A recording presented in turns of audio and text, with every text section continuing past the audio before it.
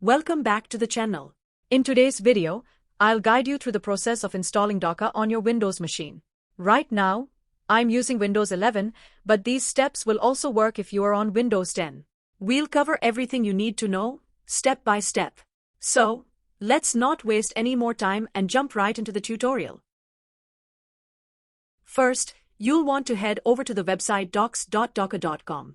This is the official documentation site for Docker, where you'll find all the resources you need for installation and troubleshooting. I'll make sure to include the link in the description box below, so you can easily access it without any hassle. Once you reach this page, you'll see three options displayed: Docker Desktop for Linux, Mac, and Windows.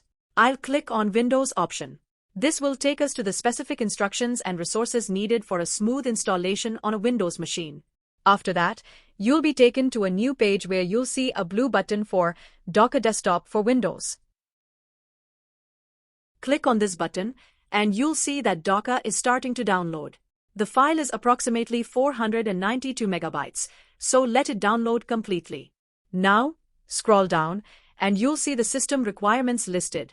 It's crucial to check these requirements to ensure your system can support Docker Desktop. The first requirement is that you need to have WSL installed on your system. To check if WSL is installed, press the Windows key and R simultaneously to open the Run dialog. Then, type cmd and hit Enter to open the command prompt. Type WSL and press Enter. If you see version information, WSL is installed. If you don't see the version information, you can type WSL, install, and press Enter. This command will install WSL on your system. Next, you'll need to ensure that you have Windows 11, specifically the 64-bit Home or Pro version, and it should be version 21H2 or higher. If you are using Windows 10, you can also check the system requirements here to confirm compatibility. To check your Windows version, press the Windows key plus R, then type WinVer and hit Enter. A window will pop up displaying your Windows version. For example, you might see that my version is Windows 11, version 23H2. This is a quick and easy way to confirm if your system meets the requirements for Docker. Now, we'll enable the WSL2 feature. Go to the search bar and type Enable Windows. You'll find the option labeled Turn Windows Features On or Off. Click on it. In the list that appears, check the box for Windows Subsystem for Linux to turn it on. After that, click OK and wait for a few seconds as Windows applies the changes. Do not restart your computer yet, as we will do that in a different step. Next, we'll check if virtualization is enabled. To do this, press Ctrl plus Shift plus Escape to open the Task Manager. Click on the Performance tab and then select CPU. Look for the virtualization status there. If it shows that virtualization is not enabled, you'll need to enable it in the BIOS settings.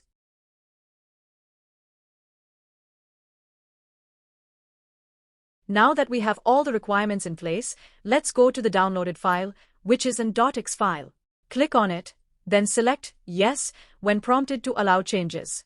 The Docker setup will start loading, and it will begin unpacking the files necessary for installation.